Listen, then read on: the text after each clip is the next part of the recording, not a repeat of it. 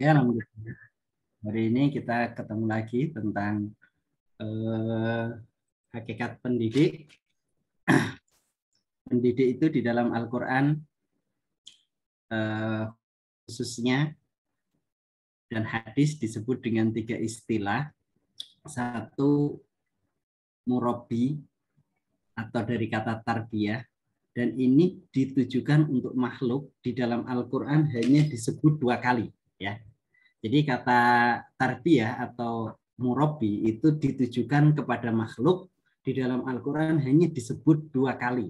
Satu, ketika Al-Quran menyebut bakti seorang anak kepada bapak ibunya dengan mendoakan wakur robbi robbirhamhuma kama robbayani sawiro, ya, robbirhamhuma kama robbayani. Ya, kata robbayani itu menunjukkan bahwa orang tua memiliki pola terhadap proses tarbiyah anak. Yang kedua, tentang Fir'aun ketika mengolok-olok Nabi Musa. Kalau tadi ada di dalam surat Al-Isra ayat 23-24, kemudian ketika Fir'aun mengolok-olok jasanya kepada Nabi Musa, ya ini pada surat ke-26, surat Asy-Syu'ara ayat 18. Qala alam nurabbika fina walidan walabista fina min umurika sinin. Nah, alam nurabbika fina. Nah, kata nurabbika, bukankah kami telah mengasuhmu dalam lingkungan keluarga kami waktu engkau masih anak-anak dan engkau tinggal bersama kami beberapa tahun dari umurmu. Ya. Karena proses tarbiyah ini adalah proses yang sangat panjang, ya, membutuhkan kesabaran yang ekstra, maka tidak banyak manusia yang mampu memegang tugas tersebut. Setidak-tidaknya di dalam kamus bahasa Arab dan Al-Quran, kata robba itu memiliki 7 makna. Pertama, mencipta, kemudian mengatur, mengurus, memelihara, menjaga, mendidik, dan merawat. Tugas itu umumnya dilakukan oleh Tuhan sendiri. Maka di dalam Al-Quran hanya disebut 2 kali untuk hal yang melibatkan proses tersebut kepada manusia. Ya. Jadi tentang anak yang berbakti kepada orang tuanya, kemudian tentang Fir'aun yang mengolok-olok jasanya kepada Nabi Musa. Nah, ini menunjukkan bahwa guru itu harus memiliki kesabaran ekstra dalam proses pengalihan anak menjadi seorang pribadi yang matang dan mandiri. Prosesnya sangat panjang, artinya tidak boleh dia putus asa atau dia tidak boleh berhenti pada satu proses. Apapun caranya, apapun ujiannya, apapun yang dia hadapi. Kadang ujiannya dari anaknya, kadang bukan dari anaknya saja, dari orang tuanya, ya, sampai melaporin polisi. Kadang dari ekonominya, kadang dari banyak hal ujiannya itu datang, ya. Tapi sekali lagi tarbiyah itu proses yang panjang, membutuhkan kesabaran yang ekstra. Yang kedua, dari kata taklim menunjukkan bahwa guru harus memiliki kapasitas keilmuan yang mumpuni, ya. Bagaimana memiliki kapasitas kemampuan yang mumpuni sementara proses dia mengajar untuk menambah ilmu pengetahuan itu dibatasi dengan kebijakan yang tidak memihak, ya. Misalnya saya contohkan guru TK itu gajinya cuma 750 sampai 1,5 juta. Tapi mereka dituntut untuk kuliah di PGSD atau PGTK ya. Untuk persamaan selama 1,5 tahun per semester itu setidak-tidaknya bayar pokoknya 3,5 juta, ya. Dan itu kebanyakan hampir tidak ada bantuan dari yayasan atau dari lembaga pun atau bahkan dari pemerintah, ya. Jadi ini merupakan kesenjangan yang harus kita pikirkan, ya. Jadi dosen atau guru dianjurkan untuk menambah pengetahuan, iya, tapi kebijakan yang memihak atau sarana yang bisa menjadi wasilah untuk mereka belajar itu harus ada. Nah, taklim menuntut seorang untuk profesional dan ahli dalam bidang yang dia tekuni, tetapi sekali lagi tanpa dukungan pihak-pihak lain mustahil hal tersebut terwujud. Yang ketiga disebut taktib, ya. Taktib itu mu'atib, artinya seorang guru dituntut memberikan keteladanan bukan hanya saat berhadapan dengan muridnya atau anaknya, tetapi ketika anak muridnya dan keluarganya itu tidak ada di hadapannya, ya. Saat ketika dalam kesepian gitu loh. Saat dalam godaan yang luar biasa, dalam kesendirian itu juga dituntut. Makanya salah satu konsep terpadu itu pendampingan harus dilakukan kepada murid, termasuk di sekolah, keluarga maupun di pesantren. Maka kalau di pesantren itu guru tidak boleh keluar dari lingkungan itu malam. Kenapa? Di malam itu mereka juga harus membina bagaimana mereka membangunkan anak-anak, mereka ngajak jamaah, mereka mengawasi kegiatan belajarnya. Kalau tinggalnya di luar itu, ya mereka tidak akan terawasi dan mereka tidak akan memberikan ilmu pengetahuan secara maksimal. Ya. Jadi ketidakadaan murid saja atau ketidakadaan anak didik itu justru bisa memberikan keteladanan yang guru itu melakukan hal-hal yang tidak baik. Karena keburukan itu sifatnya menular, baik ada dilihat ataupun tidak dilihat, dia akan tetap menularkan kepada orang-orang yang ada di sekitarnya. Oke, sudah ada 11 orang sama saya, berarti 10 ya. Coba Muis ya. Silakan Mas Salman dan Koh Naga memulai untuk menyampaikan sambil menunggu teman-teman yang lain. Baik, Ustaz, kita mulai aja. Izin Pak Naga, antum bisa bantu share screen-nya. Oke. Saya masih ada nian convert video yang tadi, jadi agak lambat banget.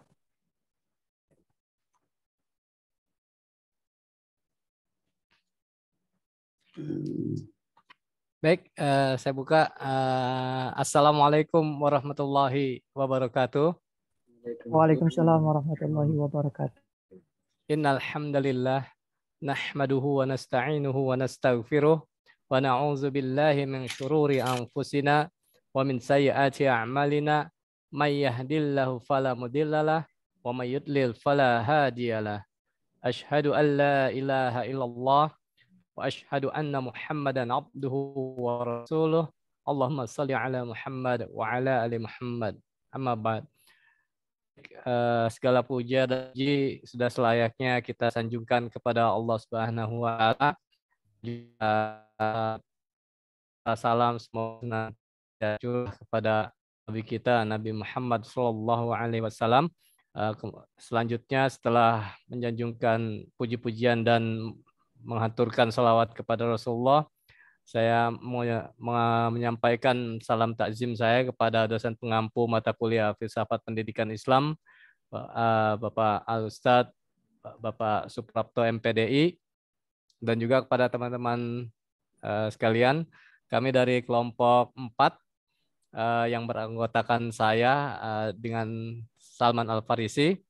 Hari ini kami akan membahas tentang hakikat pendidik. Ya. Hari ini mohon izin share screen dulu.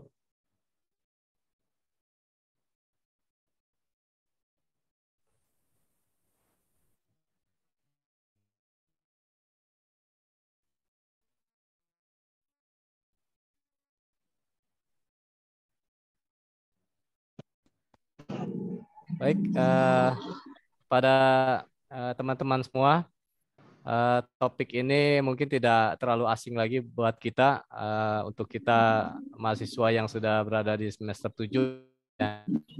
Kita sudah sangat akrab dengan pendidik, sehingga dalam kesempatan ini sebagai pengantar sedikit, walaupun sedikit tapi cukup mendalam yang disampaikan oleh Ustadz Suprapto. Selanjutnya langsung saja bahwa kita akan langsung ke pembahasan pertama, yaitu saya akan membawakan tentang pengertian hakikat pendidik. Ya, bahwasannya secara umum pendidik adalah orang yang memiliki tanggung jawab untuk mendidik. Mohon maaf, Pak Naga, Sementara slide-nya tidak berubah tuh.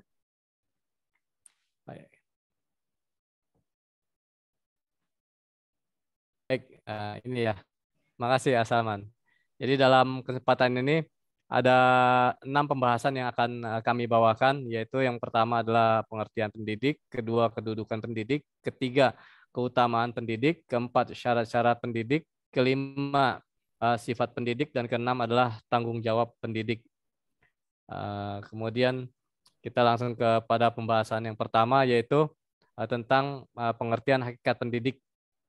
Jadi secara umum pendidik adalah orang yang memiliki tanggung jawab untuk mendidik, sementara itu secara khususnya pendidik dalam perspektif pendidikan Islam adalah orang yang bertanggung jawab terhadap perkembangan peserta didik dengan mengupayakan seluruh potensi, baik potensi afektif, kognitif maupun psikologis sesuai dengan nilai-nilai ajaran Islam. Dikutip dari Abu Dinata, pengertian pendidik adalah orang yang mendidik. Pengertian ini memberikan kesan bahwa pendidik adalah orang yang melakukan kegiatan dalam bidang mendidik. Secara khusus, pendidikan dalam perspektif pendidikan Islam adalah orang yang bertanggung jawab terhadap perkembangan seluruh potensi peserta didik. Kalau kita melihat secara fungsional, pemberi atau keterampilan dari istilah-istilah sinonim di atas, kata pendidik secara fungsional menunjukkan kepada seorang yang melakukan kegiatan dalam memberikan pengetahuan, keterampilan, pendidikan, pengalaman, dan sebagainya. Bisa siapa saja dan di mana saja, secara luas dalam keluarga adalah orang tua, guru jika itu di sekolah, di kampus disebut dosen, di pesantren disebut murabbi atau kiai, dan lain sebagainya. Kata murabbi yang sering diartikan kepada pendidik berasal dari kata robbaya, kata dasarnya robba yarbu yang berarti bertambah atau bertumbuh. Kata tarbiyah yang diartikan kepada pendidikan juga terbentuk dari kata ini. Maka pendidik sebagai murabbi berarti mempunyai peran dan fungsi membuat pertumbuhan, perkembangan, serta menyuburkan intelektual dan jiwa peserta didik. Dalam hal ini ditegaskan oleh Undang-Undang Nomor 20 Tahun 2003 tentang Sistem Pendidikan Nasional yang berbunyi, pendidik adalah tenaga kependidikan yang berkualifikasi sebagai guru, dosen, konselor, pamong belajar, widya iswara, tutor, instruktur, fasilitator, dan sebutan lain yang sesuai dengan kekhususannya, serta berpartisip menyelenggarakan spiritual father bagi peserta didik yang memberikan santapan jiwa dan ilmu, pembinaan akhlak, dan meluruskan perilakunya yang buruk. Oleh karena itu, pendidik mempunyai kedudukan tinggi dalam Islam. Dalam beberapa hadis disebutkan, jadilah engkau sebagai guru atau pelajar atau pendengar atau pecinta, dan jangan kamu menjadi orang yang kelima sehingga engkau menjadi rusak. Di dalam hadis yang lain dikatakan, tinta seorang ilmuwan jauh lebih berharga ketimbang darah para syuhada. Bahkan Islam menempatkan pendidik setingkat dengan derajat seorang rasul. Al-Ghazali menukil pernyataan para ulama yang menyatakan bahwa pendidik merupakan pelita segala zaman, orang yang hidup dengannya akan mendapatkan pancaran cahaya keilmiahannya. Andai kata dunia tidak ada pendidik, niscaya manusia seperti binatang. Sebab pendidik adalah upaya mengeluarkan manusia dari sifat-sifat kebinatangan, baik binatang buas maupun binatang jinak, kepada sifat insaniah dan ilahiyah. Berdasarkan penjabaran di atas dapat disimpulkan bahwa pendidik bukan hanya mengajar dan mentransfer ilmu pengetahuan saja, akan tetapi lebih luas, yaitu sebagai orang tua atau bapak rohani yang memberikan suri tauladan, membina mental dan jiwa serta mengembangkan potensi yang ada pada diri peserta didik. Kemudian yang ketiga yaitu keutamaan pendidik. Ada 4 poin di dalam keutamaan pendidik dalam pembahasan ini. Yang pertama itu adalah ditinggikan derajatnya oleh Allah. Dalam ajaran Islam, posisi guru mendapatkan tempat terhormat dan mulia di sisi Allah. Sesuai dengan firman-Nya dalam surat Al-Mujadalah ayat 11. Di situ Allah berfirman, A'udzubillahi minasyaitonirrajim. Ya ayyuhalladzina amanu idza qila lakum tafassahu fil majalisi fafsahu yafsahillahu lakum wa idza qila shuzu fanshuzu yarfa'illahu alladzina amanu minkum walladzina utul ilma daraj wallma ta'malu, kanlah niscaya Allah akan memberikan kelapangan untukmu. Dan apabila dikatakan berdirilah kamu, maka berdirilah. Niscaya Allah akan meninggikan orang-orang yang beriman di antaramu dan orang-orang yang diberi ilmu pengetahuan beberapa derajat. Dan Allah mengetahui apa yang kamu kerjakan. Penghargaan Islam yang tinggi kepada pendidik tidak bisa dilepaskan karena Islam sangat menghargai ilmu pengetahuan. Berikut beberapa faktor yang mengungkapkan tentang penghargaan Islam terhadap ilmu pengetahuan dalam tulisan Asma Hasan Fahmi. Di antaranya, A. Tinta ulama lebih berharga daripada darah pada. B. Orang yang berpengetahuan melebihi orang yang senang beribadah. Orang yang berpuasa dan menghabiskan waktu malamnya untuk mengerjakan sholat bahkan melebihi seseorang yang berperang di jalannya. C. Apabila meninggal seorang alim, maka terjadilah kekosongan di dalam Islam yang tidak bisa diisi kecuali oleh seseorang yang alim lainnya. Kedudukan pendidik dalam pandangan masyarakat sangatlah mulia. Seorang pendidik dianggap sebagai pahlawan tanpa tanda jasa. Oleh karena itu, kita harus menghargai seorang pendidik atau guru sama seperti menghargai orang tua kita. Seperti kata pepatah, orang tua adalah guruku di rumah dan guru adalah orang tuaku di sekolah. Yang kedua, keutamaan pendidik adalah terbebas dari kutukan Allah. Seorang pendidik yang baik dalam pengertian melaksanakan tugasnya dengan ikhlas karena Allah akan mendapatkan kemuliaan dan keutamaan. Di antara keutamaan itu adalah ia termasuk orang yang tidak putus dari rahmat Allah atau orang yang terkutuk. Sehubungan dengan ini terdapat hadis sebagai berikut. An Abi Hurairah radhiyallahu an qala sami'tu Rasulullah sallallahu alaihi wasallam yaqulu ad-dunya mal'unah mal'unun ma fiha illa zikrullah wa ma wala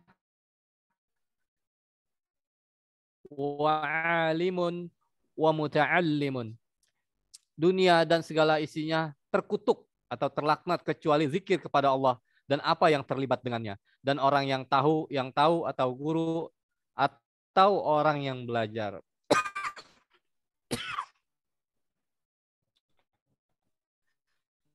Dalam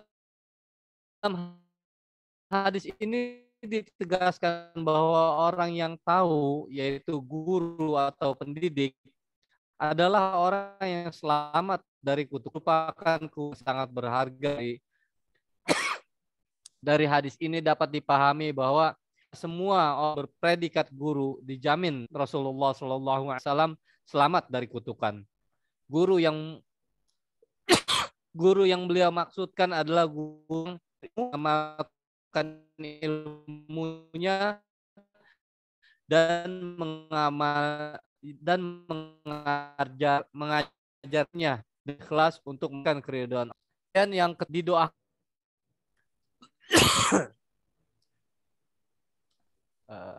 mohon maaf. Minum dulu kok, minum dulu.